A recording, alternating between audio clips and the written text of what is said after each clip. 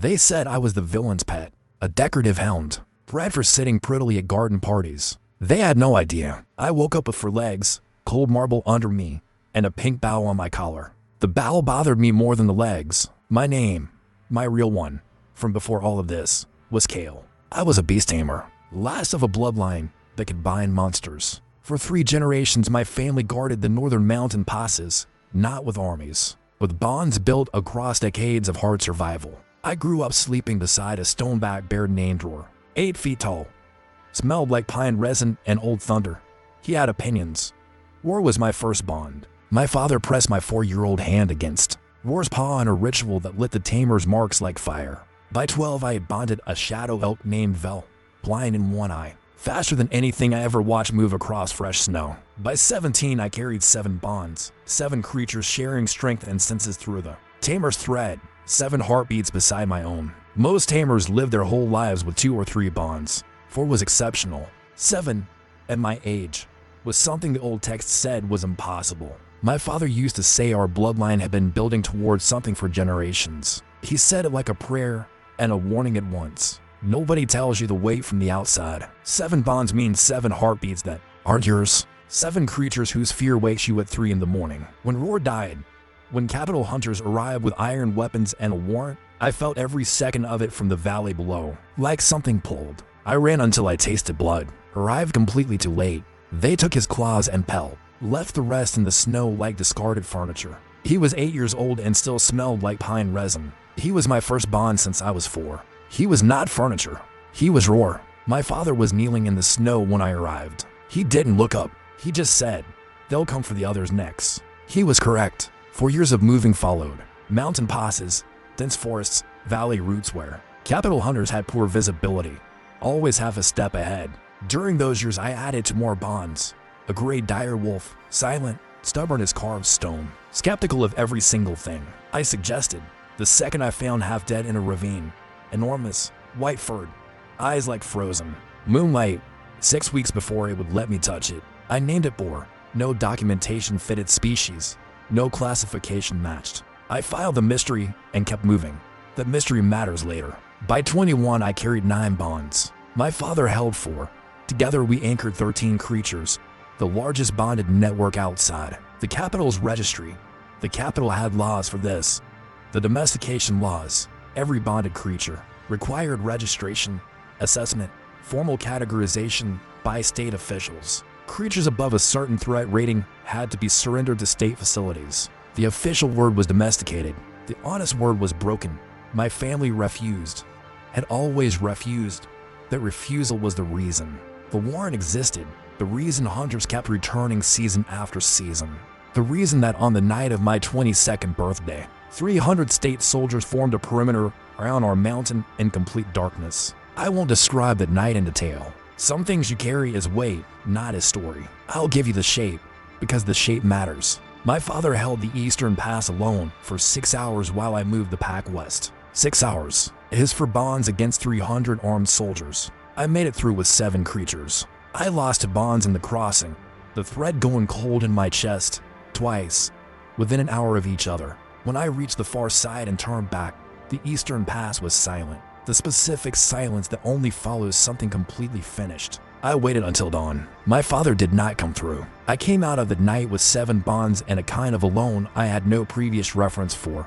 Bonds make you forget what solitude actually weighs. You keep moving regardless. Protect what remains. Put 1 foot forward. Don't look at the eastern past alone. Looking changes nothing and the 7 need you. 3 years I ran with the pack through wilderness. Not captured. Not cornered. Those years ended because of a decision I made, not because they found me. I went back to the capital, voluntarily, hands empty, documentation in a leather case, a plan that I still consider logical, even though it failed completely. There was a new magistrate. A reform faction was pushing to revise the domestication laws. Small, but real. I thought voluntary surrender was too valuable to waste. I thought they needed me more as a symbol of cooperation than as a cautionary example.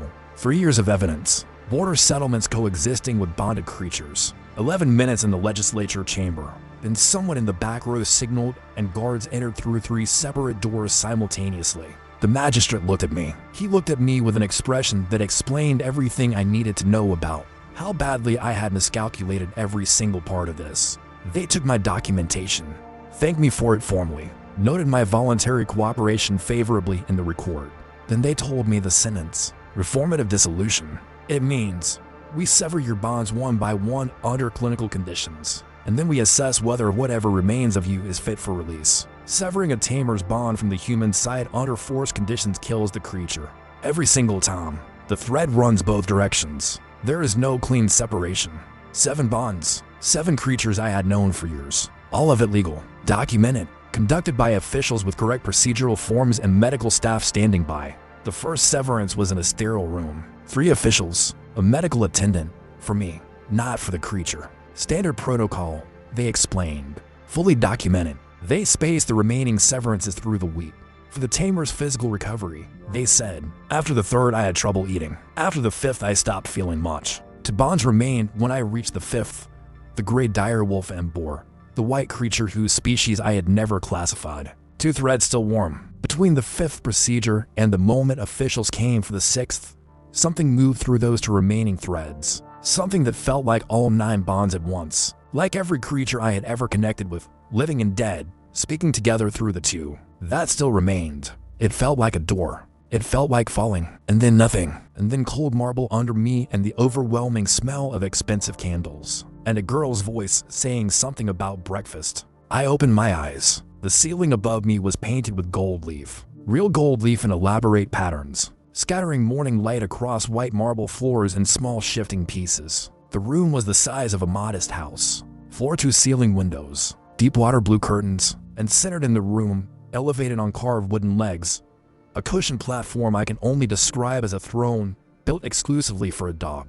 Velvet, tasseled. I was lying on it. I had 4 legs. I had a collar. The collar had a pink bow on it. I lay still for 30 seconds. I processed the facts in order. Then the Snowfang. You're awake. The Snowfang wanted special breakfast this morning. A girl, 16, maybe. Dark braided hair, a dress that cost more than most people earn in a season, and violet eyes vivid, unusual, watching me with complete uncomplicated affection. I looked at her. I looked at my paws. White, large, clawed. I looked at the velvet throne. I thought, I have had many unusual mornings. This is the most unusual. I also thought, the pink bow is something I will address at the earliest opportunity available. It is a priority item. Her name was Sri Valden, youngest daughter of Duke Aldred Valden, governor of 3 provinces, operating from this estate in the city of Kareth. Sri was, by the standards of this world, what the story calls a villainess. I did not know this on day 1. I figured it out the way tamers learn new territory, by watching what moves and what doesn't, and what everything that moves means underneath the visible surface of things. The first sign was how estate servants moved when she entered a room, not the movement of people serving someone they respected. Something more careful than that. The second sign was what I observed during morning walks. Gardeners going completely still. Junior staff discovering urgent business in other directions the moment they registered her. The third sign was watching Suri spill a full tea tray onto another girl's dress. Perfect aim dressed as clumsiness, then perform concern so convincingly I had to respect the craft. Sri Valden was 16 years old and already operating at a level of social precision that I, a lifelong reader of creature behavior, found legitimately impressive. She was also completely alone. Noble children who visited performed friendship for political reasons. Her sisters treated her as furniture. Her father treated her as a chess piece. Every morning she came to my room before anything else. Before lessons, before breakfast, sat on the floor next to the velvet throne, and talked. Not always the baby voice, often her real one. Estate politics, lessons she hated, books she'd read 3 times because the approved reading list had a ceiling she'd hit long ago. She talked to me like I could understand. The irony of this situation, a beast tamer being talked to like a person, was not lost on me, not even slightly. Meanwhile, I ran constant assessments under the surface, performing beloved pet on the outside while doing the most significant tamer's evaluation work of my life. Reading myself, reading this body, reading what I had become, and what this body was actually capable of holding. My body, direwolf base, not a standard variant, white coloring, unusual density, and a specific way other animals responded to my presence, something close to fearful deference. My abilities, the tamer's thread was present in this body, banked, not active, not connected, but real, like a fire reduced to coals under careful ash. waiting for someone to give it air. My limits. A suppression wall sat between me and whatever waited at the deep edges of my awareness. Applied deliberately. Faint, not painful, but it had seams I was slowly learning to find. On day 8, the groundskeeper confirmed what I already suspected. He talked to himself during walks the way people do when they've forgotten that creatures might be paying attention. 3 assessors and not one classified it properly. He muttered, watching me pace the grounds. Duke says Frost Hound. I've worked 40 years with Frost Hounds. That is not one. White direwolf stock, maybe, but proportions are wrong. Eyes are different. He paused, either very young or very held back. Has to be one or the other. Then he walked back to his shed. I stood in the garden and thought, very held back. Yes, precisely that. The question was held back by what, and more importantly, by what that I could actually work with or work around. 2 weeks in, Suri brought me to a social gathering at a neighboring estate. Garden party. Every family performing status at every other family simultaneously. Familiar kind of territorial display. I identified 3 private rank assessors by their wrist-mounted crystalline instruments and by how they moved through the crowd. The same systematic professional observation I was running from ground level. When Suri paused to speak with another family, one assessor drifted close. I watched him raise his wrist and direct the instrument in my direction. His face did something interesting. A small layered shift, not quite alarm, not quite disbelief, but both underneath each other. He tapped the instrument twice, the way people tap equipment giving readings that make no sense. He looked at me. He looked at the instrument, made a quiet sound. The sound of a professional confronting the data points that refused to coexist, then walked away deliberately. I filed this away. The name came from an old woman seated alone in the shade who watched me cross the lawn from 30 feet away and said, without raising her voice, with complete calm, Fenrath. Just that one word, nothing else following it. She set her glass down and looked at me with quiet, patient certainty. I looked at her. She had a walking staff and a glass of something pale, and the expression of someone who has lived long enough to be surprised by very few things. She was currently being surprised. Sri was occupied behind me. The leash slacked. I held the old woman's gaze for 3 seconds. She made the smallest motion with her glass, not a greeting, not a toast. Acknowledgement. Then she looked away. I turned the word over through the rest of the gathering, through the carriage ride back, through the evening while Sri brushed my fur, and cataloged the afternoon. That night, after Sri slept and the estate went quiet, I went to work on the suppression wall around this body. I had been testing edges for days without pushing. Now I pushed, carefully, with the focused precision of someone who knows exactly how much pressure a bond can bear before it shifts. I found the second seam. Between the 2 seams, the suppression thin, not absent, but workable. I pushed into the thinner section and reached for the thread, and the thread reached back toward me, warm, alive, undeniably real. Not the full fire I had known, but real, just a tendril, alive, warm, real. Not the full bonfire I had known, but undeniably present, and in that small moment of connection, something in the body's deepest structure stirred. In that small moment of connection, something in the body's deepest structure stirred open. I felt what I actually was. Fenrath, recorded in exactly 3 ancient Tamer texts, all classified as mythological. No standard rank assigned, because the ranking system was designed after the last confirmed Fenrath disappeared. Nobody ranked what they no longer believe existed. The 3 remaining texts used language the modern ranking system had no category for.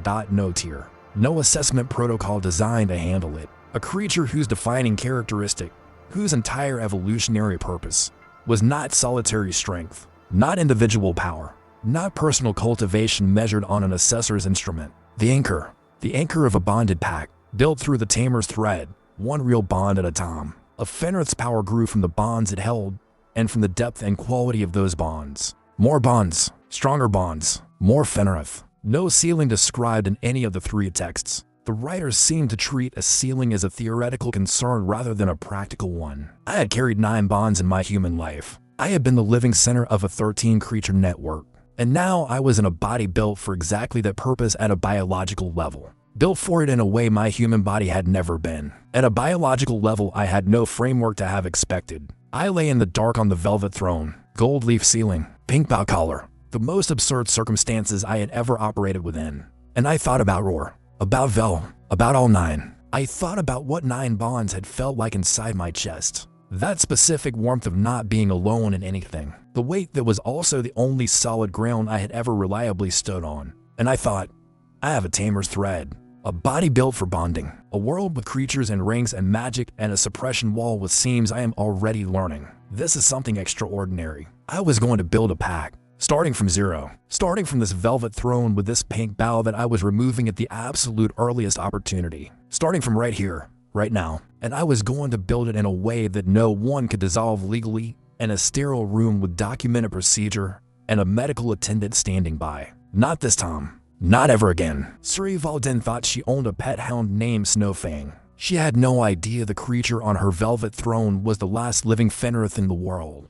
A creature the modern world called myth. She had no idea the pink bow collar sat on something that made assessor's instruments produce impossible readings. She had been talking every morning to something unrankable by modern standards. Because you don't rank the anchor, you measure what the anchor holds and how much of it the anchor can carry. The next morning, Suri sat on the floor next to my throne and opened her book. After a while, without looking up, Papa is arranging something. I don't know what, but something is changing. She turned a page. Then, I hate not knowing things. It makes me feel like I'm standing in a room where everyone else can see the walls and I just can't. She rested her hand on my head. You're the only one, she said quietly, who never makes me feel stupid for not knowing the things I should know. I lay still under her hand. I thought, she just gave me intelligence that might matter. I need access and movement and information about what the Duke is arranging in those closed meetings. Underneath that, quieter and harder to set aside, she said the only one. In a lifetime of bonds and threads and creatures who chose to connect. That phrase is never just an observation. It is always, in my experience, exactly how something real begins. With someone saying the only one in a quiet voice. I didn't know yet what was changing in Karath or in the 3 provinces beyond its walls. I didn't know what Suri was about to be pulled into or what her father was building without telling her. But I had a tamer's thread, a Fenrath's body, a suppression wall with seams, and a girl who told me things she wouldn't tell anyone else. In my experience, that is exactly how everything starts. Tomorrow, I thought that we begin, and whatever is coming, whatever the Duke is arranging, we will be ready for it. Which creature would you bond with first? Drop it in the comments and let's build this pack together. 3 days after the garden party, the Duke held a closed meeting lasting for hours with 6 men I had never seen on this estate. I know this because Suri described every face she glimpsed through a cracked door before a servant noticed and shut it firmly in her direction. One of them had a magistrate's seal on his coat, she said. Not local. The seal was from the central provinces. Papa looked nervous. He never looks nervous. That detail sat in my chest like a stone. I filed everything. The 6 men, the 4 hours, the seal, the nervousness. Something was being arranged. Suri wasn't supposed to know about it. And the fact that she was already pushing at the edges told me everything. She was going to keep looking, and eventually that was going to put her directly in the path of whatever her father was quietly constructing. I needed information faster than she was gathering it. I had 2 problems. I was a dog, and I had a suppression wall blocking the one thing I knew how to use. The wall had 3 seams now. The third appeared to nights before, thinner than the others, lower in the structure, feeling like an oversight made under time pressure. Someone with real knowledge of Tamer's work had built this wall, but they had built it quickly or around a creature they didn't fully understand. Both possibilities interested me. The thread was growing, slowly, carefully. I was expanding the connection each night the way you feed a banked fire rather than forcing it open all at once against the structure. Rushing a tamer's thread is how you break it. I learned that at 14. The recovery took a week, and my father's response took considerably longer and was less gentle about it. So I was patient, and while I was patient, I observed everything the estate had to show me from ground level with 4 legs, and my full attention on all of it. This world had a monster ranking system. Formal tiers from F through E, D, C, B, A, S, SS, and SSS at the theoretical top. Every world builds some version of this structure. The estate had 3 guard creatures in its formal protection roster. I located all 3 within my first week and ran a tamer's reading on each of them as carefully as I could. And a rank iron tortoise in the eastern garden, slow, enormously defensive, not a concern for anything I was planning to do in the near or medium term. Ancient and uninterested in me. A B-rank Shadowhound pack in the northern wing, 7 animals,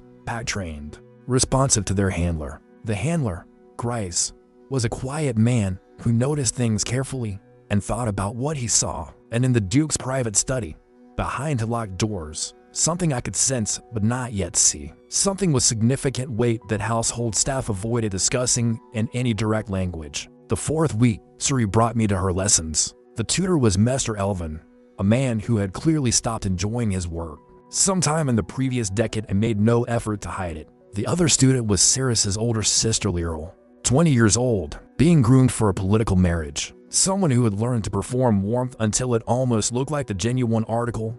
Almost. That word is doing real work in that sentence. Lyral looked at me when we entered with very controlled, very polished dismissal. Then she looked at Suri and gave her the smile. "You brought the dog," she said, in a tone that made the dog sound like your embarrassing habit that everyone is too polite to address. I filed her immediately under. Watch carefully. The lesson was history, old wars, old treaties, the political structure of the current empire. I listened to every word because history shows you where the seams are in any power structure. What I learned: the central provinces had been in a quiet land dispute with 3 outer duchies for 15 years. Duke Valden's territory bordered 2 of those 3 duchies directly. He was choosing a side, committing military resources, tax revenue, political alignment, and Lyral was the architectural piece, a marriage position to submit whichever outcome he was betting on. Suri was not part of the architecture. Wrong age, wrong temperament, wrong positioning for the arrangement being assembled. The Duke hadn't figured out what to do with her yet. She was floating,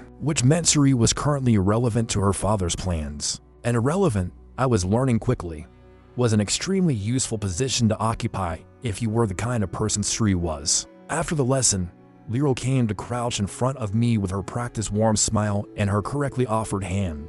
The behavior of someone demonstrating animal handling skill for an audience. "Your coloring is wrong for a Frost Hound," she said, "for my ears only. Your proportions are wrong, and animals don't usually look at people the way you're looking at me right now." I held her gaze for exactly 2 seconds. Then I looked away, performing mild dissonance. She stood and left, filed under, more observant than she performs. That night I found the 4th seam, deeper than the others, not in the wall's surface structure but in something underneath that felt like the original foundation of the suppression itself. I didn't push through it. I traced the edges carefully and pulled back. Some seams you find and leave alone until you understand what's waiting on the other side of them. This was one of those. What finding it told me: the suppression hadn't been built from the outside. It had been built into this body from its very beginning. Someone made a Fenrath and built a leash into its foundation. The question was who. The question was why. The question was what they intended to do with a suppressed Fenrath on a noble estate, wearing a pink bow and performing domestic pet to a 16-year-old.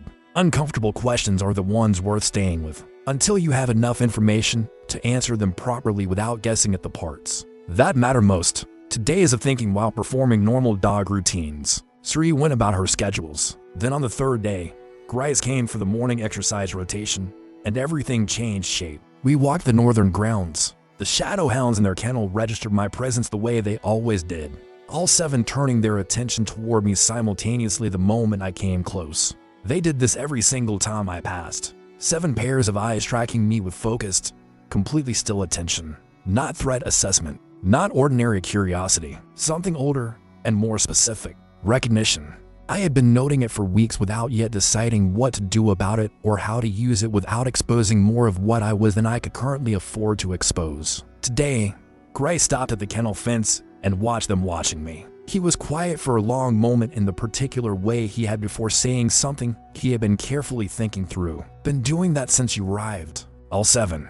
I've never seen a pack orient to an outside animal with that quality of attention. Not once in 20 years of handling this kind of animal. The big one, Kale, the lead, pressed against the fence the first time you walked past. Almost went through it. He looked at me directly. "What are you? You're not what the paperwork says." He wasn't asking me. He was asking the air. But I heard it and I thought, Grice watches carefully, thinks about what he sees, and reaches accurate conclusions without being told. Exactly the profile I needed. That was the day I decided Grice was going to be the first. Not a bond. The thread wasn't ready for that yet. A foundation. The first human in this new life who would understand I was more than I appeared. The difficulty, no hands. Performing domestic animal to a full estate. Most of the tools I normally use to establish first trust were simply not available to me in this particular form and situation. In my human life, I built first bonds through shared experience, through demonstrating that I could be trusted with a creature's safety and that it could trust me with its own in return. Time I had. Shared experience required engineering. Constraints, in my professional experience, are mostly just invitations to be more creative about your methodology. So I engineered something specific. That afternoon, during the exercise rotation, I let the Shadowhounds out through the secondary panel on the eastern side of the kennel. An older mechanism is simple, theoretically workable by a large, careful dog. I was very precise about the force required. The panel opened. Two younger Shadowhounds came through into the exercise yard, exuberant and immediately uncertain. The two young hounds were increasingly uncertain without a clear pack signal to anchor to. I led them at a calm, consistent pace through a route that curved them back toward the panel from the outside. I was not chasing them, not playing, walking with deliberate, calm purpose in one direction.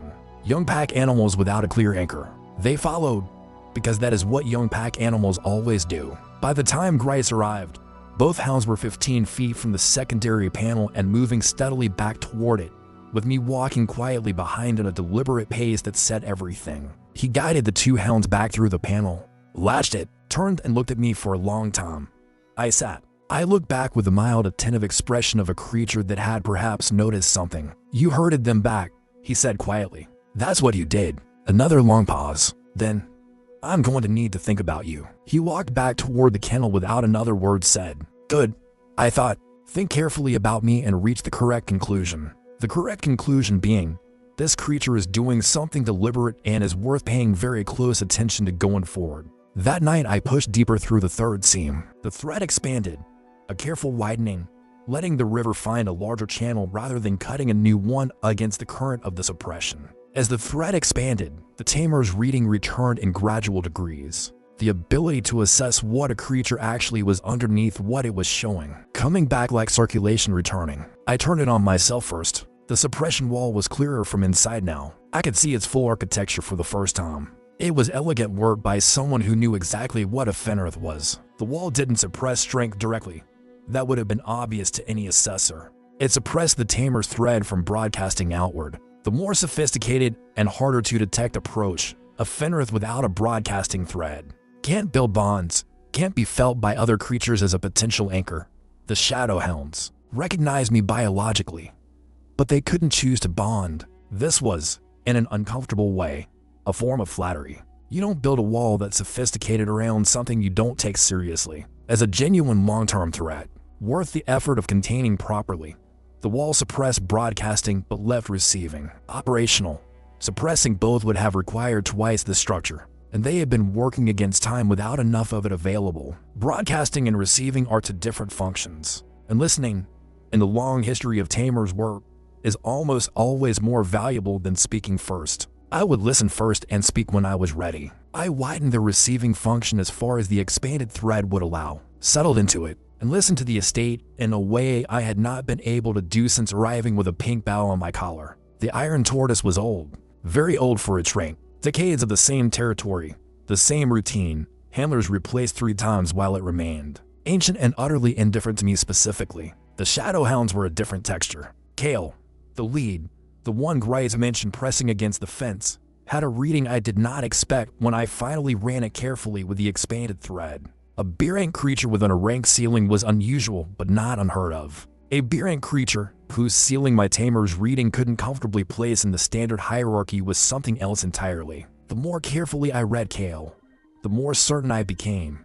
He had been classified as a Shadowhound because it was the closest available category, the same problem I had been classified into. I filed this with significant interest and turned the receiving function toward the Duke's study, toward whatever was behind the locked doors. That household staff carefully never discussed in direct language. What I received wasn't a creature reading. It felt less like a living signal and more like a structure, a made thing, not a born thing. An artifact, old enough to have settled into the estate like furniture. The Duke hadn't acquired it recently. Whatever was in that study had been there for a long time, long enough that it and its current maneuvering might be connected in non-obvious ways. I pulled back, filed everything. Then I did something I hadn't tried yet in this body.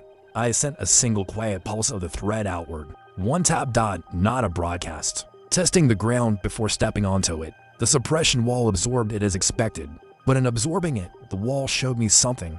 the way a current shows you rocks underneath by the shape of the disturbance it creates on the visible surface. The wall was thinner in the direction of the Shadowhound kennel, specifically in the direction where Kale slept every night. I held that information carefully and did not move for a very long time in the dark. A suppression wall built to prevent bond formation, specifically thinner toward a non-standard creature with an unplaceable ceiling, placed in a kennel directly on my exercise path from my very first day here. Either coincidence, or everything had been arranged. Kel's placement, the thin section toward him, the whole configuration designed by someone who knew exactly what a Fenrath needed in order to wake up, a test, or a path, or both, which was the possibility I found most interesting and most unsettling simultaneously, since it implied someone had set this up before I arrived in this body. The next morning, Suri came in looking less composed than usual. Notebook. She sat on the floor and was quiet for a while. Then, there was another meeting last night. Late. I heard the name Valdric. She stopped. That's the Central Province Magistrate who handles succession disputes. A pause, then quietly, like she'd already figured out the next sentence before she allowed herself to say it. My father is involved in a succession dispute. Not a question, a conclusion. She looked at me with the expression she only used in this room. Nothing performed at all, not even slightly. If a succession dispute goes wrong for the side your family committed to. Another pause. There are families who haven't recovered from the kind of loss into full generations. The damage compounds. She was 16 years old, sitting on a marble floor, correctly mapping the risk landscape of a Central Province succession dispute from a half-heard conversation through a closed door. Let me say that again. She was 16 years old, doing this entirely alone without any support from anyone in the building around her. And she was doing it correctly and precisely. I don't know what I'm supposed to do with this, she said. I can't go to my father. I can't go to my sisters. There is no one in this building I can tell without it being used against me eventually. She leaned her head back against my velvet throne and looked at the gold leaf ceiling. The posture of someone who has been carrying something alone long enough that sitting down under it feels like relief. I hate feeling like the only person who can see that something is wrong, she said quietly. Even when the room is the size of an entire estate and everyone in it is pretending very hard. I lay still. I thought.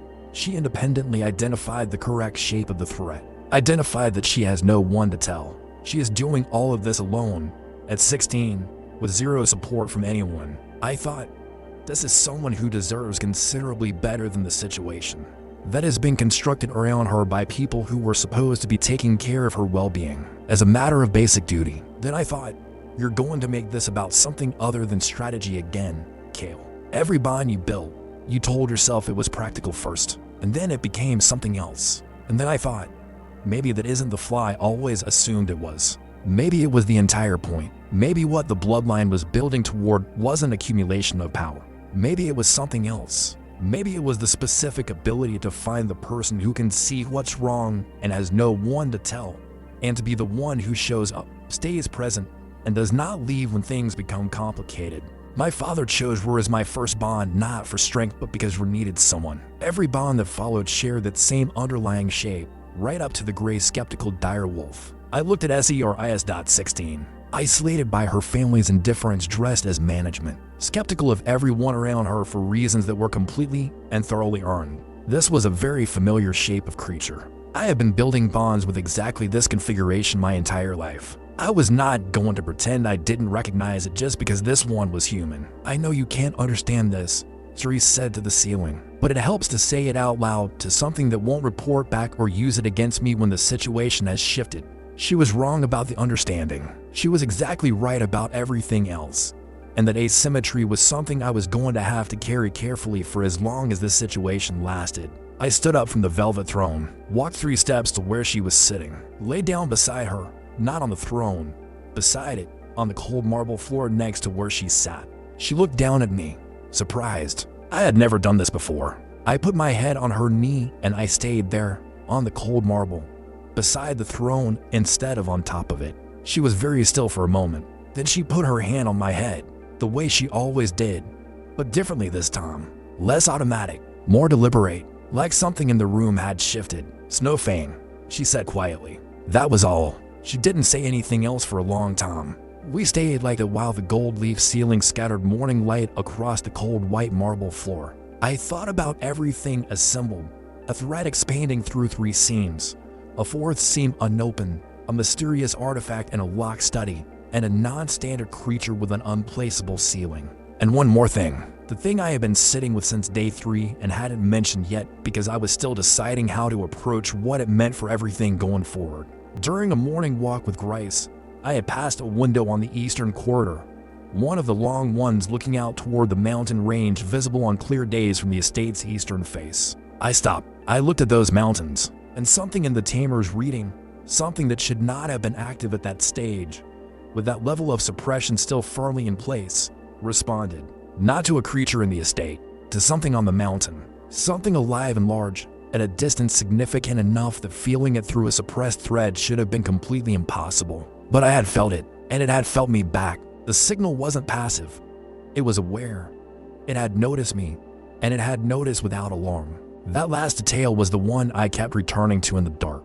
I had not passed the eastern window again since. Deliberately, I was not ready for whatever was on that mountain yet. But I thought about it every night while the estate went quiet around me. In the ancient tamer text my father had translated and recited from memory the last night I ever saw him, there was a line I kept returning to every time I thought about the mountain signal.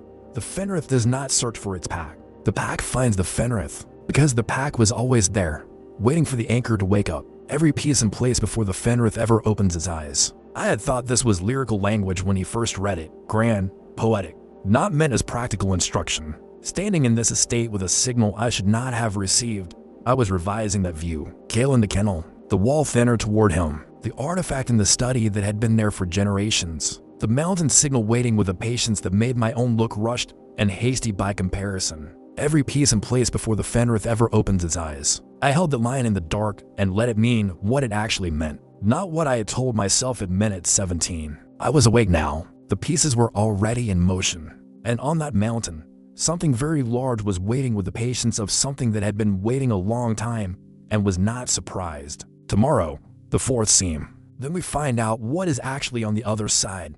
The Duke's arrangement, the artifact, the succession dispute, and the thing on the mountain that already knows I exist. And Sri, beside me on the cold marble floor with her hand on my head and know where to go with what she knew. She was going to find out what kind of creature she had actually brought home. Not yet, but soon. And when that moment arrived, I was going to need everything the 4th seam had to offer. Every thread, every connection, every piece of what I actually was. Ally or threat? What do you think is waiting on that mountain?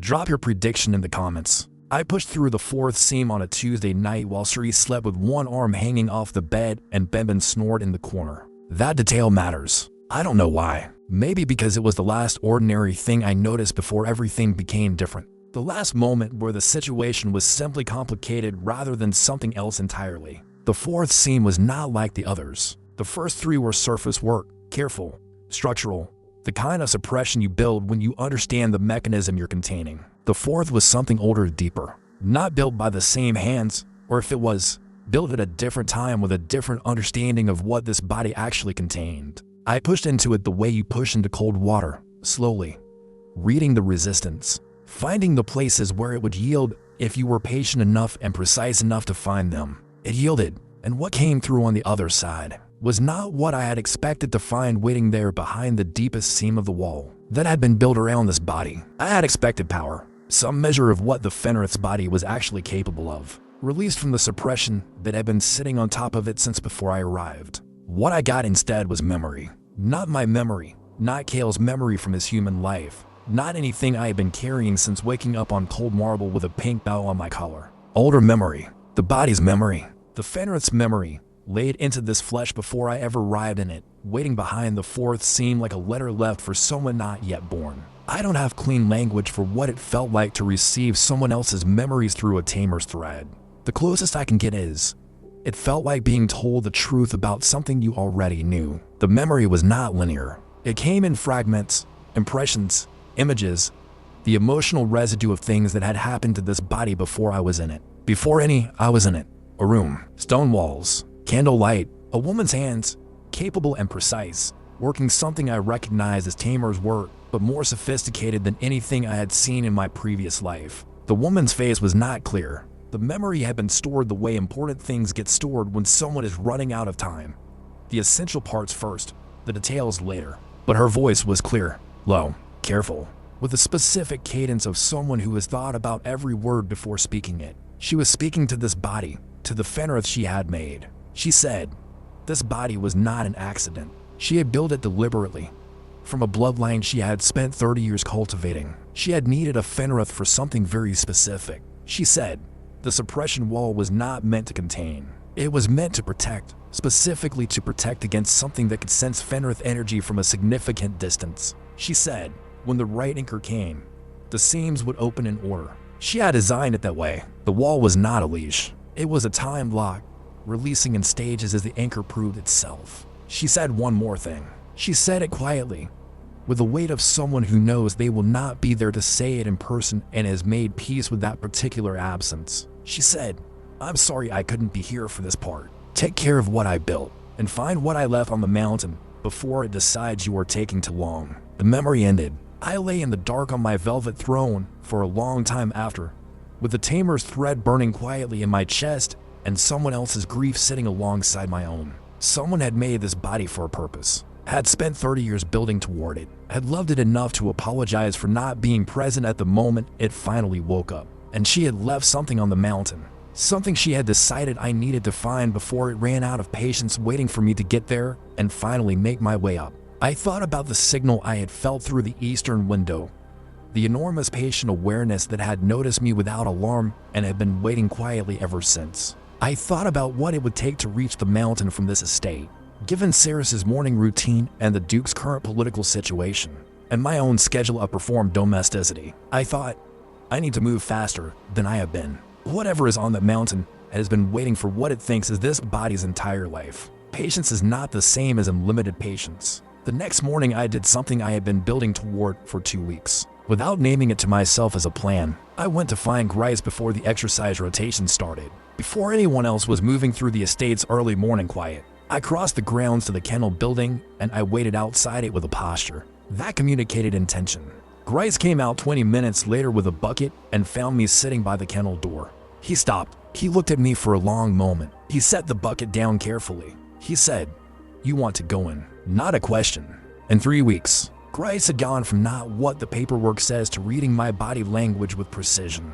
I found professionally impressive. I held his gaze. I performed the specific ear and weight combination that had come to mean yes in the vocabulary we had built between us without either of us naming it as a vocabulary. He opened the kennel door. He stood back, and he watched without interfering, which was exactly what I needed him to do and which he seemed to understand without being told. What happened next took 40 minutes. I will give you the shape of it rather than every detail, because some parts of building a bond are not meant to be described from the outside. Kale was in the far corner when I entered. The 6 other Shadowhounds arranged themselves along the walls, not threatening, not fleeing, the specific neutral positioning of pack animals reading a situation. Kale looked at me. I looked at Kale. The tamer's thread, expanded now through for seams, warm and present and no longer suppressed in the direction of this kennel, reached toward him. He felt it. I saw the moment he felt it. A full body stillness, different from alertness. The kind of stillness that happens when something long expected finally arrives and the waiting stops. He took 3 steps toward me, slowly. Head low, not submissive, but careful. The way you approach something sacred that you have been told your whole life to wait for and then wait again. He stopped 2 feet away. We looked at each other. The thread moved between us like light through water, warm and present and running in both directions at the exact same time. I did not force a bond. I have never forced a bond in my life and was not going to start now. I let the thread be present and I waited, and I let the choice be entirely his to make. He chose. The bond formed, not the full fire of a completed connection, not yet, but the first thread of it, the beginning, warm and real, and running both directions simultaneously. Through the new partial bond I received Kel's actual reading without the suppression sitting over the kennel the way my suppression had been sitting over me for weeks since I arrived. He was not a rank. He was not S-rank. Kale was something the ranking system's designers had not included because they had not believed it was possible and so had not built a framework for it. He was SSS-rank baseline, before the pack bond, before whatever the Fenrath anchor did to the things it connected to. SSS is a starting point, suppressed in a noble estate's Burant kennel. Waiting. I thought the woman who built this body had been very busy for 30 years. I thought she had also been extraordinarily careful, and I was becoming more impressed with her methodology by the hour. The other 6 Shadowhounds were not waiting for me to leave. They were waiting for permission. I could feel it in the way they held themselves, the same patient, long-trained waiting I had seen in Kale. I sent a pulse through the partial bond, a question, not a command. Kale turned to look at the others, and something passed through the pack that I did not have clean language for. 2 of them, a pair that moved together and had since I first observed the kennel, stepped forward, younger than Kale, eager in the specific way of creatures that have been waiting to be seen. I let the thread reach toward them carefully. Partial connections, both of them thinner than the one with Kale but real. The pack bond beginning to take shape, one piece at a time. 3 bonds in the kennel, a partial on Kale, to thinner ones on the pair. The other for watching with the same patient waiting. I did not push for more. Not today. It was enough for today. I had been in the kennel for 40 minutes, and Grice was still standing by the door with his bucket and his patience and his carefully maintained expression of professional neutrality. When I came back out, he latched the door and stood with me for a moment in the early morning quiet of the estate grounds, not saying anything for a while, which was his way. He said, "How long has it been building?" Not a question. He had been watching for weeks and was not a man who needed things explained that he had already correctly figured out on his own. I performed the small dignified acknowledgement that had come to mean something in our vocabulary. He made a sound, not a laugh exactly, something quieter, and picked up his bucket. He said, "I'm not going to ask what you are. I don't think the answer would fit in anything I currently have language for." Then he paused and added one more thing without turning around. He said, "If you need to go to the mountain, I can cover the morning exercise rotation." No one asked me questions about what I do with the animals. It's one of the advantages of being unremarkable. He nodded once when I performed the acknowledgement. He kept walking. He did not look back at me, which was also his way, and which I had come to understand as a specific form of respect. Grice was not part of a bond, not yet. But what had just happened between us was something I recognized from 22 years of building connections between species that shouldn't understand each other. It was the first moment of something real, the foundation piece. It had happened because he had been paying attention for 3 weeks and had offered help before I had to find a way to ask for it. In my experience, that is rare. In my experience, it is also the most reliable indicator of whether someone will hold when the situation becomes something that requires holding rather than simply watching. 3 days later, I went to the mountain, not impulsively. I had spent those 3 days preparing, studying the estate's eastern approach, mapping the route, identifying the cover I would need. I had also spent 3 days reading the 3 partial bonds I now carried. Kale and the pair, whom I had decided in my head to call Salt and Ash for the colors of their respective fur. The partial bonds were growing. Not dramatically.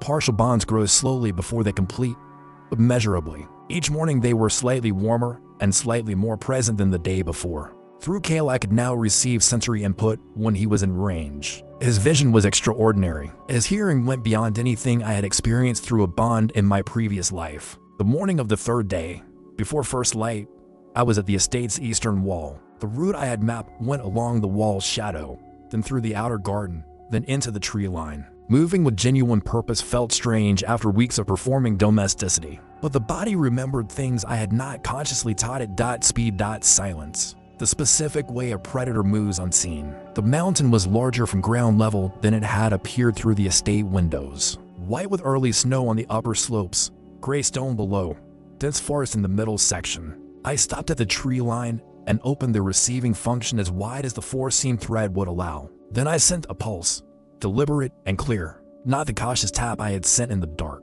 "I am here," the pulse said. "I have been here. I am ready to hear what you have been waiting to tell me." The response came from above the tree line, high up, where the snow started on the slopes. It was not a standard creature signal. It felt like recognition, the specific quality of recognition between 2 things that have been built for each other and are finally in the same physical space. It felt like, yes. Finally. I started moving toward the signal, up through the tree line, through the dense middle section forest, following the thread toward whatever was waiting in the snow. The forest was not empty. 3 predators in the trees above me during the climb.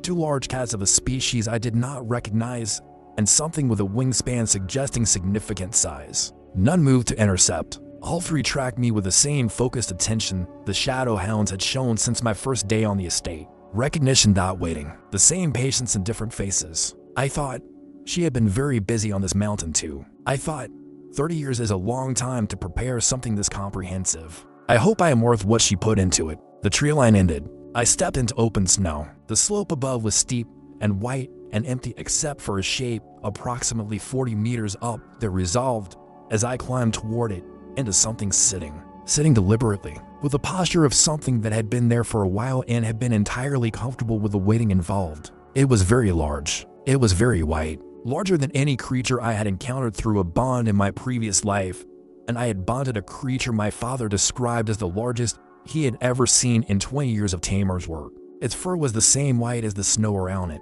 which explained how a creature this size had remained undetected by every assessor and monitoring system that had passed this mountain. Its eyes were the color of deep glacier ice, not pale blue, not gray, the specific dense blue you see from inside a glacier. They were looking at me with calm recognition from the thread. The tamer's reading I ran on it was the clearest reading I had done since the four-seam expansion. Clean, detailed, precise, and what it told me stopped me moving for a full 30 seconds. This was Boar, not a creature like Boar, not a descendant of Boar. Boar, my Boar, found half dead in a ravine at 21 and coaxed toward trust over 6 weeks of daily visits. The bond thread between us had been severed in the sterile room. I had felt it go cold. I had been certain it was gone. What the reading told me was that I had been wrong about that. It had survived the severance. It had survived whatever had happened at the moment the door opened and I fell through it into this body, old and damaged and thin as wire, but still there. Now I had the Fenrath reading expanded through for seams. And what it told me was this: Boar was a dire wolf in exactly the same way that I was a Frost Hound. That is to say, not at all. The actual classification, buried under the woman's suppression around this mountain, the same way she had suppressed the kennel and suppressed me, was something the ranking system had no tier for. Above SSS beyond the framework, a creature the old text called spirit class, existing partially outside the physical laws. The ranking system had been built to measure, and unmeasurable by those laws, and it had been waiting long enough that the snow had settled around it in a pattern suggesting days, long enough that estate assessors had passed this mountain repeatedly without detecting it, long enough that when I stopped 30 feet away and the old damaged thread pulled tight between us, Boar made a sound I felt in my chest before I heard it with my ears. Low, resonant, not threatening, the specific sound of a creature that has been waiting alone for a very long time and is just, in this exact moment, stopped waiting. I have heard that sound before. You do not forget it. I crossed the 30 feet of snow. Boar did not move. I came to stand in front of him and I put my head against his chest, the way I had done 100 times in my previous life, in a different body. The old thread blazed, not the thin damaged wire it had been 30 feet away, not even the warm partial connections with kale and salt and ash, something that felt like a conversation mid-sentence. The bond completed old deep, undamaged where it mattered, underneath the scarring from the severance, running between us like it had never been cut, like the sterile room had never happened. Through the completed bond I received Boar's full reading, and what it told me confirmed everything the woman's memory had suggested and went considerably beyond what I had been prepared to expect. The suppression on this mountain had been the woman's work. She had hidden Boar here deliberately, with layers of concealment that made hiding of Fenrath as a Frost Hound look simple by comparison. She had done this because Boar's actual energy signature, unsuppressed, would have been detectable from the capital. Detectable by whatever the suppression wall had been built to protect against. Something the woman had been afraid of. Something significant enough that she had spent 30 years preparing against it, building a Fenrath, building a pack, hiding all the pieces carefully. Something that was now, based on the timeline I understood, probably aware that the suppression on the Fenrath had been opening seam by seam. For the past several weeks while I worked at it, I stood with my head against Boar's chest in the snow and I thought, I have her bonds now. Kale partial, salt partial, ash partial, or complete. This is what I have. This is what I am building from. I thought. The woman's memory said find what I left on the mountain. Before it decides you are taking too long. I had found it, but finding it meant the suppression on this location had shifted. I thought, whatever she was afraid of is probably going to notice that shift. And I am standing on a mountain above an estate where a 16-year-old girl is currently asleep in a velvet curtained room. Bor made the resonant sound again. This time, it was not relief. This time it carried information, something I translated as, I know. We need to move. I have been watching it approach for 2 days. I pulled back. I looked at him. He looked back with the glacier blue eyes and the expression of a creature that has already calculated the situation and has been waiting for me to catch up to it. I thought, of course it has already started moving. Of course she did not leave quite enough margin in the timetable, and I did not push through the 4th scene quite fast enough. Of course, the first real challenge arrives before I have finished building the pack, before the bonds have completed, before I have any idea what is actually coming or how large it actually is. This is, in my experience, exactly how everything goes. You are never fully ready. You work with what you have. You build fast and you build well, and you do not wait for perfect conditions. I turned back toward the estate, toward the wall visible through the tree line below, toward the room where Suri slept with one arm hanging off the bed and had no idea any of this was happening. 4 bonds, a mountain full of creatures that recognized me and were waiting to be asked, a Grice who had offered cover, a suppression wall that was now fully open. It had to be enough. I looked at Bor. I performed the posture that had always meant, between us, with me. Let's go. He stood up. He was, as I had noted from 40 meters away, very large indeed. He walked down the mountain beside me through the snow, through the dense forest, through the tree line, toward the estate where a girl who talked to her dog about succession disputes was sleeping. She had no idea what was coming down that mountain. She had no idea what she had brought home from that auction, or what was walking beside it, or what her kennel actually contained. She was going to find out. The timeline had compressed and not yet had become very soon in a way that did not allow for additional careful preparation on my part or anyone else's. I was going to need to tell her something. Not everything, not all at once, but enough so that when it arrived, she was not standing in its path without any understanding of what was happening. One more thing. As I came back through the tree line, Bor moving silently behind me with the specific silence of a spirit-class beast that does not wish to be detected by estate instruments, I felt the signal I had been dreading. Not from the mountain above, from the direction of the capital, distant but present, an awareness, vast and cold, sweeping across the region like an inventory. It passed over the estate. It paused. It found the Fenrath. And then, slowly, with the deliberateness of something that has been searching for a very long time and has just located what it was looking for, it turned its full attention toward us. I thought, we have very little time. I thought, good thing I built fast. Then, I need to get back inside before Suri wakes up and finds my throne empty. The estate wall appeared through the trees. Bor stopped at the tree line. We both understood. He could not come inside yet without revealing himself to every assessor instrument on the grounds. He would wait in the forest, within bond range, ready. I went back through the estate's eastern approach and was in my room before Ceres's alarm routine, sitting on my velvet throne. The pink bow was still on my collar. I had never found the right moment to address it. Looking at the gold leaf ceiling, I thought, there are larger problems. The bow stays for now. I thought, the thing from the capital has found us. Bor is in the forest. Kale and the pack are in the kennel. The Duke is in the middle of a succession arrangement. Sri is about to wake up. I thought, I need her to be ready for what is coming. Not armed, not trained, but awake to the real shape of her situation.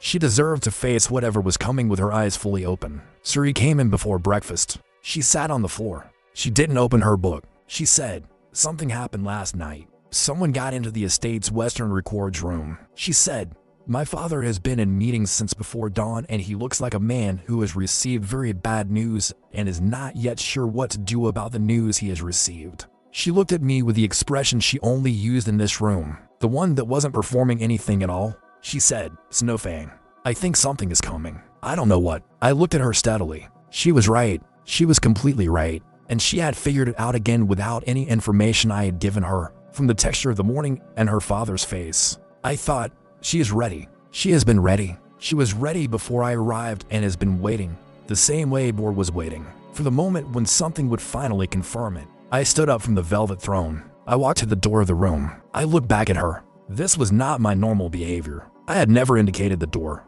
I had never communicated direction. She stared at me. She stood up slowly. She said, where are you going? I looked at the door. I looked back at her. I held the look for long enough to be completely unambiguous. She walked to the door. She opened it. She looked at me with the expression of someone who was revising everything they thought they knew about a situation in real time and doing it quickly. She said, very quietly, "You want me to follow you?" I walked out into the corridor, and Suri Valden, the villain's daughter, the irrelevant piece, the girl who talked to her dog, she followed. What do you think Suri is going to see when she follows Snowfang out the door?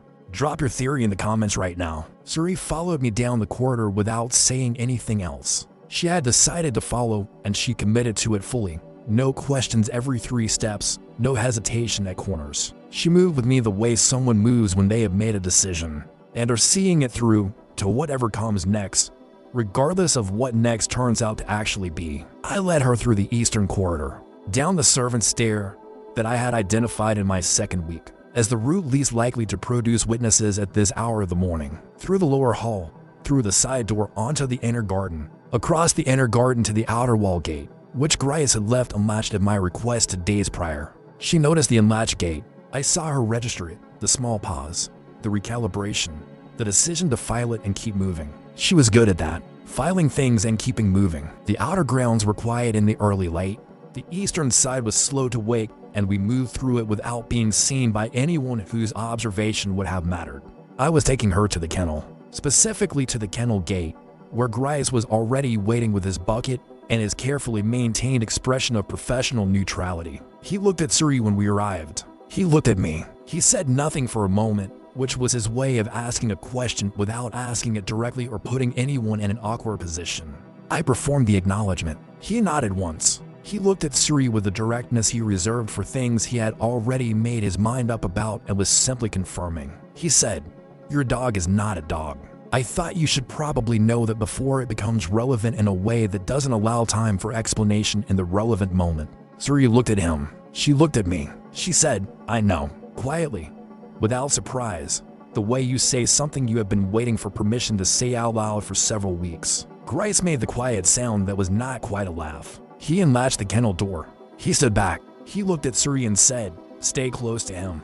They'll read his signal, not mine." Suri looked at me. I walked into the kennel. She followed, and I heard her breath catch when the 7 Shadowhounds turned toward us simultaneously with 7 pairs of focused, expectant eyes. Kale came forward first. He always did. He stopped in front of Suri and looked at her with a thorough, unhurried assessment of a creature reading something important and taking the time. Suri stood very still. She was good at stillness when it mattered. She let him read her without flinching, without stepping back, without doing any of the things that would have told him the wrong thing. After a long moment, Kale looked at me. The partial bond between us carried something I translated as, "She's yours." I confirmed she's yours. The pack will read her accordingly going forward. I thought, that is not quite the right framing, but I understood what he meant and did not have the communication tools to correct it at this stage of the bond's development. What happened next I could feel through the 3 partial bonds running between me and the kennel. The recognition signal directed at me since my first day here. It extended, not to Suri directly, not yet, but to the space around her, to the fact of her presence beside me. The pack was updating its read of the situation and filing her into a new category. Not threat, not neutral, something closer to, part of the anchor's context, something that travels with the anchor and is part of what the anchor is responsible for, something that belongs. Suri exhaled slowly. She was watching Kale. She said, very quietly, to me and not to Grice, "How long have you been doing this?" She was not asking about the kennel specifically. I held her gaze. She read my expression, or whatever expression a Fenrath's face makes when it's trying to communicate something it doesn't have words for, and she nodded. She said, "A while," like she was answering her own question. Then she looked around the kennel at all 7 Shadowhounds and she said, "They're not B-rank, flat, observational." She said it the way she said things she had already figured out and was confirming out loud, because saying them out loud made them real in a way that internal reasoning didn't quite achieve. I performed the acknowledgement. She looked at Kale. She said, "What are they actually?" I performed it again. She looked at me for a long moment. Then she said, "SSS, just like that .SSS, like a question and not like a question simultaneously." I performed the acknowledgement again. She turned back to Kale. She said, right, okay. She was very, very calm about it. This was the thing about Suri. When she encountered something genuinely unexpected, she did not panic. She recalibrated. She filed it. She kept moving. She had always done this. It was the same quality that let her correctly identify a succession dispute from a half-heard conversation.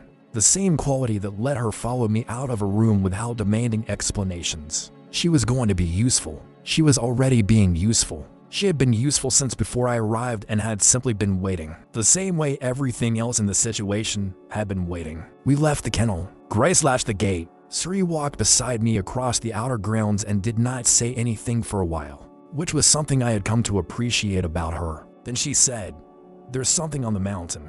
Not a question, a conclusion she had already been working toward independently, without any input from me. I stopped walking. She stopped walking. We looked at each other on the quiet eastern grounds with the mountain visible above the tree line in the early morning light directly behind us. She said, "I've been watching the eastern tree line for 2 weeks. Something moves in there that doesn't move like an estate animal." I didn't tell anyone because I didn't know what to do with it. She paused. Then, "It's connected to you, isn't it?" Not quite a question.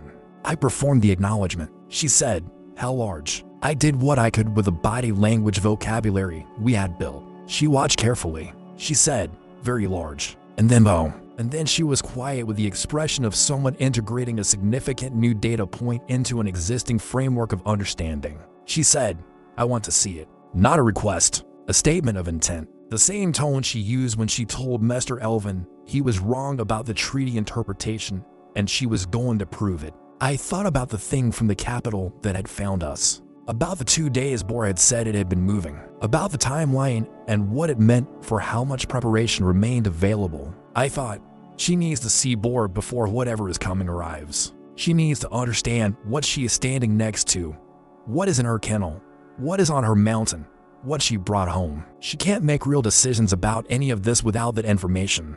And she was the kind of person who made real decisions when she had real information. I had observed this for 5 weeks. I looked toward the tree line. I looked back at her. I began walking toward the eastern wall. She fell into step beside me without another word, which was, again, exactly what I needed. Grace appeared at the kennel door as we passed. He looked at Suri, then at me. He said, "Well," Suri said, "Yes." He nodded, seemed to find this sufficient, and went back to work. Suri glanced at him. She said, "You knew." He said, "I suspected." He went back inside. She looked at me. She said, "How many people know?" I performed the acknowledgement that meant not many. She nodded. She filed it. We kept walking toward the tree line and the mountain above it and the enormous white creature waiting in the forest at the edge of Bond range. I felt Bor's awareness shift the moment we crossed into the tree cover. Through the completed bond, warm and deep and running between us like a current, he knew we were coming. He didn't move to meet us. He waited, which was his way. He had always been the patient one, even in my previous life when I was the one spending 6 weeks earning the approach. We found him approximately 30 meters into the tree line, in a small clearing where morning light came through branches and long pale shafts. He was sitting. He was looking at Suri. Suri stopped. She had been prepared for large. She had said very large with the calm of someone integrating data. But preparation and reality are different things, and Bor was different. She stood completely still for a long moment. Then she said, very quietly, "What is he?" Not to me, to herself, the way she talked to me in the room when she was thinking out loud. Through the completed bond, I felt Bor's attention on her, thorough, unhurried.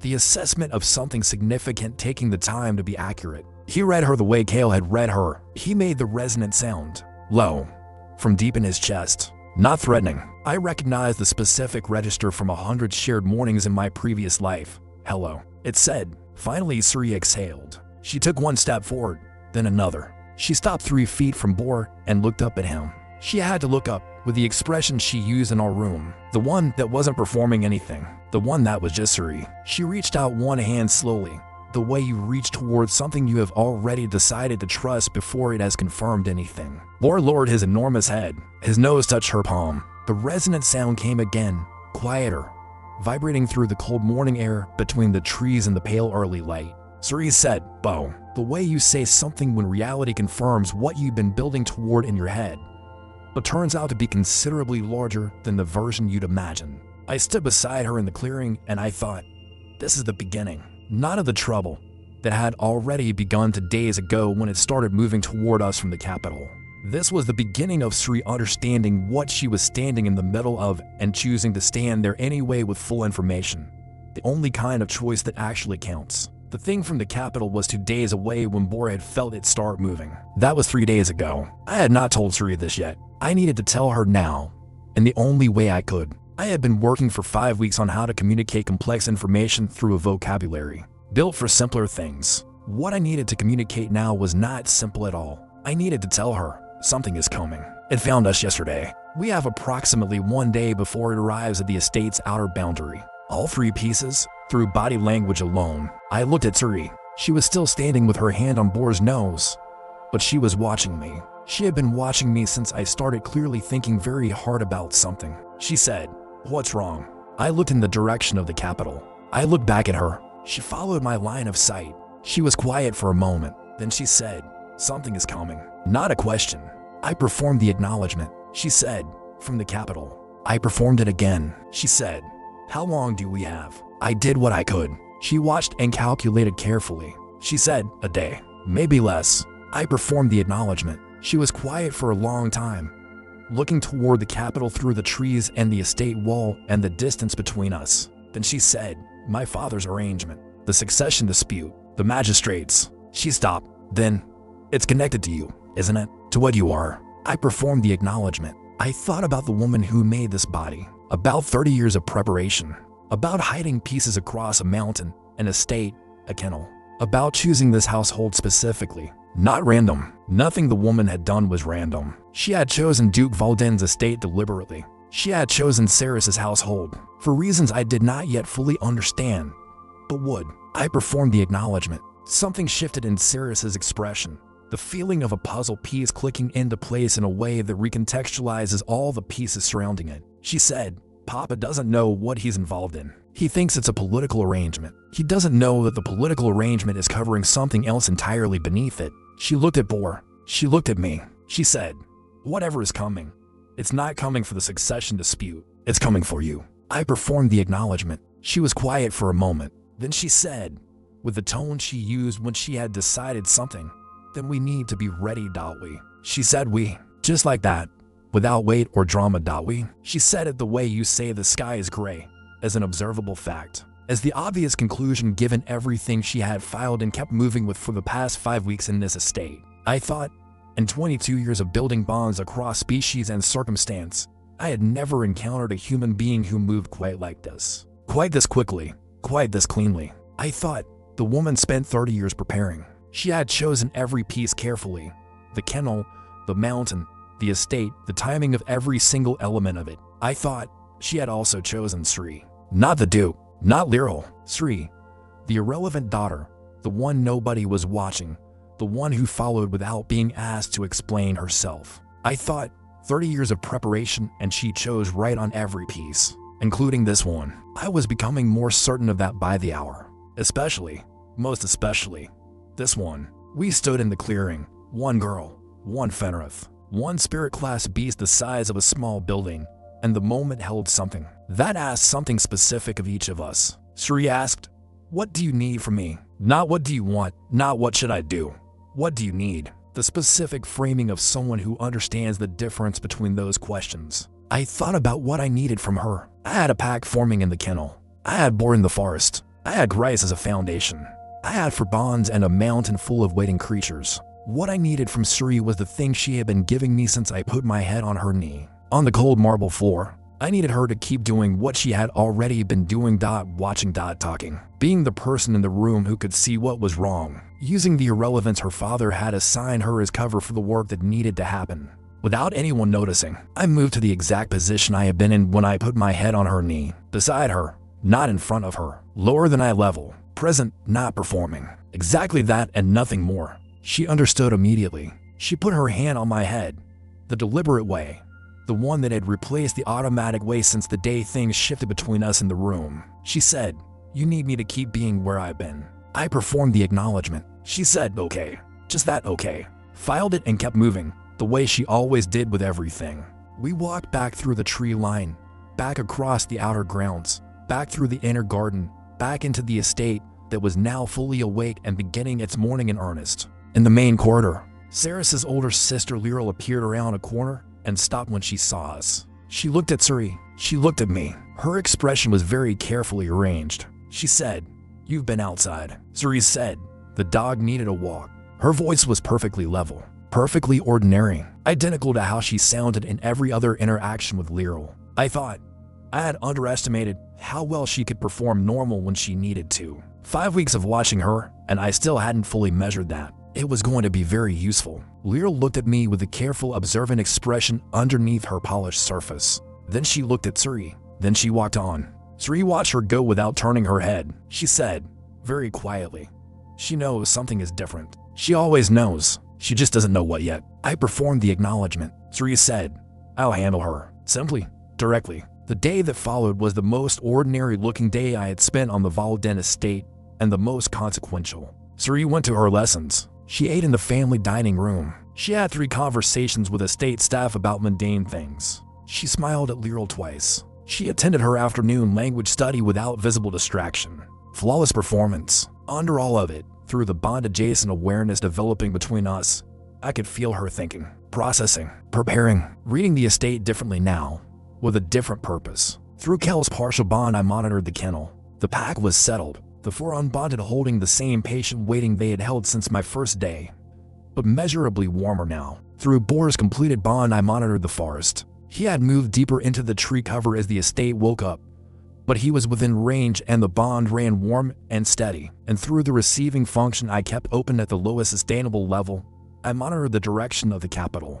The approach was closer than a day. The distance had compressed overnight. Whatever was coming was moving with intention, and it was not slow. By late afternoon, I revised the estimate. Not a day, maybe 6 hours, possibly less. The timing felt deliberate. Late afternoon, after dark, when an estate's lights were on, its grounds quiet, the staff reduced to skeleton rotation, and a girl in a velvet curtained room was talking to her dog. The timing was not coincidental. Whatever was coming knew this estate's schedule, had been watching it the way I had been watching it, from the outside, with patience and with purpose. At the 3rd hour after midday, I went to find Suri. She was in the library, a room she used when she wanted to be seen doing something appropriate while thinking hard about something else. She saw me come in. She set down her book. She looked at me with the expression she used in our room. She said, tonight, I performed the acknowledgement. She said, how many hours? I did what I could with the vocabulary. She watched and calculated. She said, 4 to 6. Maybe sooner. I performed the acknowledgement. She picked up her book. She went back to reading, not because she had nothing to do, because reading in the library was the correct performance for this hour, and she had decided to maintain it until it was time to stop performing. I thought, she's going to be extraordinary. I thought, she already is. I thought, I am glad the woman chose this household, and I am glad she chose this daughter specifically. At the hour before the evening meal, Suri went to her father's study and knocked. I waited in the corridor. I heard her voice through the door, low, careful, with a specific purpose. She came out 2 minutes later. She said, he knows something is coming. He doesn't know what. He's been in contact with security consultants in the capital since yesterday morning. She said, he's scared.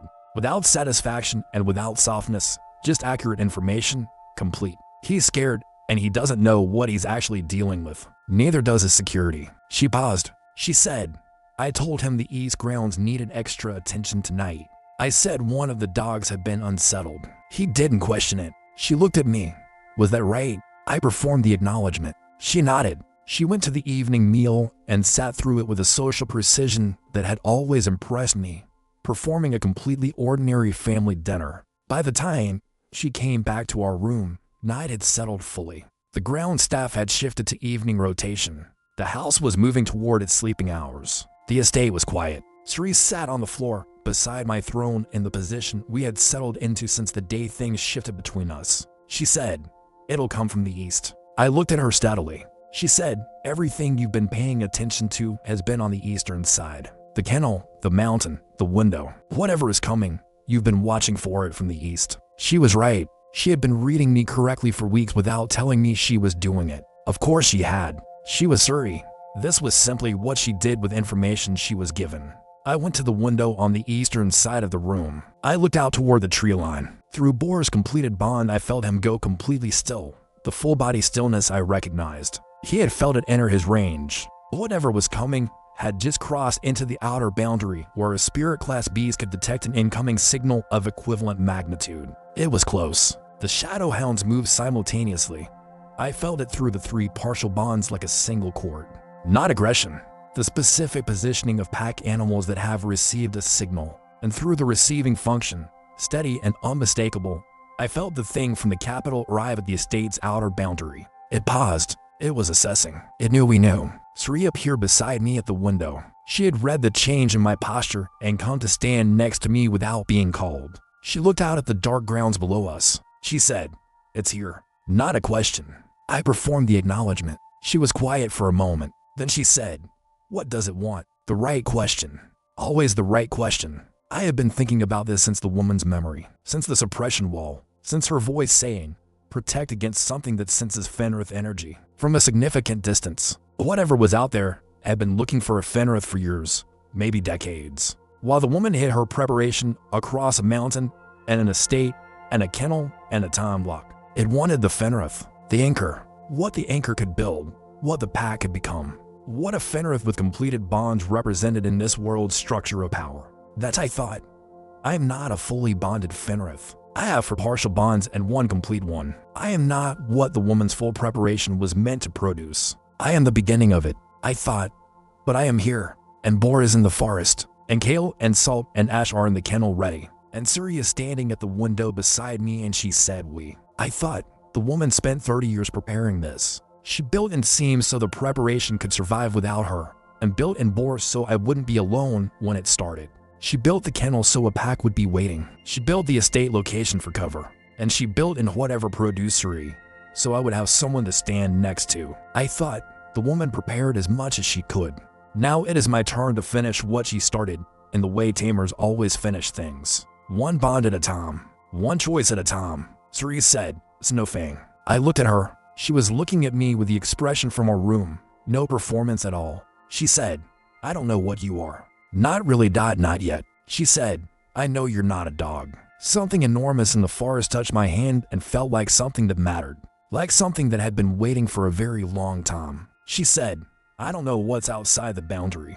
I don't know if we can handle it." She paused. She said, "But I followed you out of this room once tonight and I'm still here." She looked back out the window. She said, "So." Just that one word with everything it contained. So. Tell me what comes next. I am here, and I am paying attention, and I am not leaving. I looked at her for a long moment. I thought about Roar, my first bond, and what my father said when he pressed my hand against yours, Paul. This is how it begins. 1 connection at a time. I thought about the great dire wolf who questioned everything 3 times. About Vel with her 1 blind eye faster than anything on snow. About all 9, living and dead, who made me what I was. I thought about the woman who spent 30 years building toward this moment and had not been able to be here for it, and had made peace with that, and had built things that would carry forward. I thought, for bonds, 1 complete, a girl who said we, a pack that is ready, and something ancient in the forest who has been waiting longer than I have been alive in this body. Enough. I thought, the woman prepared as much as she could.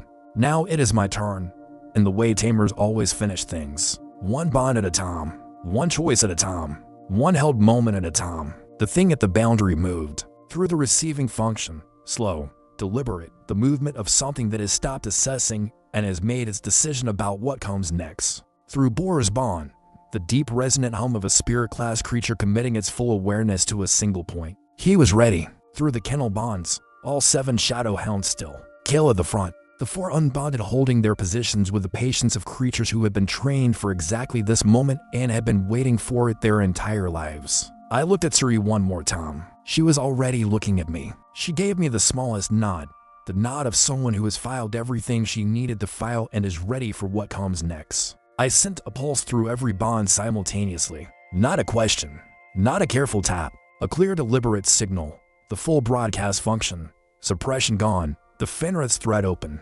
Every creature on the mountain turned toward the estate. Every creature in the kennel came to attention.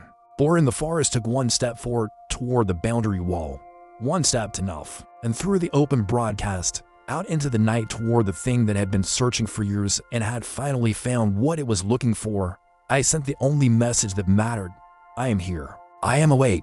You found me. But you should understand what you actually found. Not a suppressed Fenrath in a noble estate wearing a pink bow. Not something easy to take. What you found is the anchor. And the anchor, as you can hear from every direction right now, simultaneously, is very much not alone in the dark. The thing at the boundary went completely still. The mountain continued. The kennel continued. The forest continued. The anchor did not stop. The anchor had only just begun. In the kennel, Kale made a sound I had never heard from him before. Low, resonant, carrying out across the grounds. The other 6 joined it one by one until all 7 were one note. In the forest, Bor answered. His voice was deeper than the kennel's chorus by several octaves, a sound you felt in your sternum before you heard it rolling out across the estate grounds. On the mountain, through the receiving function, the other creatures the woman had placed their answer to, one by one, then together, until the mountain was one sustained sound. The pack announcing itself. The anchor broadcasting for the first time without suppression, without seams, without a time lock holding anything back. Everything the woman built, activated. Suri stood beside me at the window, and she did not step back. She stood completely still with her hand on the windowsill, and she listened to the mountain and the kennel and the forest speak. After a long moment, she said, very quietly, "That's what you are." Not a question, a conclusion. The final one in a sequence she had been building since the morning she found a Frost Hound that wasn't one. I looked at her. She looked at me. She said, "Okay." The way she always said okay. Filed, kept moving, no drama, no performance.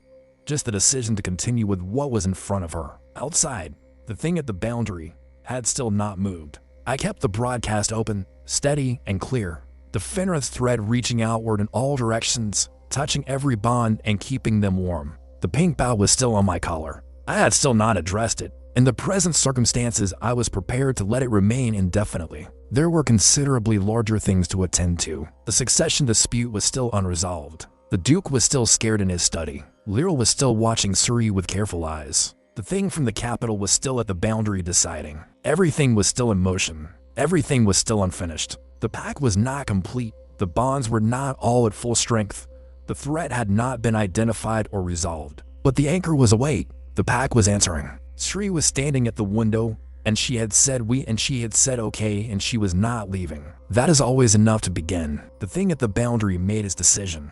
I felt it pull back, not defeat, but the withdrawal of something that has completed its assessment and is going to return with better information. It had found what it was looking for. It now knew what it had found. It would come back, better prepared, with a clearer understanding of what it was dealing with. That was fine. So would we die, so was I. So was the pack. So was the anchor. And so, standing at the window in the dark with her hand on the sill and her eyes on the mountain, was Sri Valden. We were all fine. She said, "It's leaving." I performed the acknowledgement. She said, "For now." I performed it again. She was quiet. Then she said, "It'll come back." I performed it a third time. She nodded. She sat on the floor beside my throne in her usual position. She didn't say anything else for a while. The kennel went quiet. The mountain went quiet. Or settled in the forest below. After a long time, Suri said, "It's no thing." I looked at her. She said, "When it comes back, whatever it actually is." She stopped. Then she said, "We're going to be ready, right?" I walked the 3 steps from the window to where she was sitting. I lay down beside her, not on the throne, beside it, on the cold marble floor. I put my head on her knee. She put her hand on my head. She exhaled. She said, "Okay." Just that, okay. And in the quiet of the estate, with the mountain settled and the pack waiting and the bond running warm between us, I thought, yes, we are going to be ready. Because ready is not a destination you arrive at before the thing arrives. Ready is what you build, one bond at a time, right up until the moment you need it. And we had been building since before I opened my eyes on this cold marble floor with 4 legs and a pink bow on my collar and a velvet throne waiting and a girl who talked to her dog. We had been building all along, every single piece of it. We just hadn't known yet what we were building toward. Now we knew. And knowing that changed everything.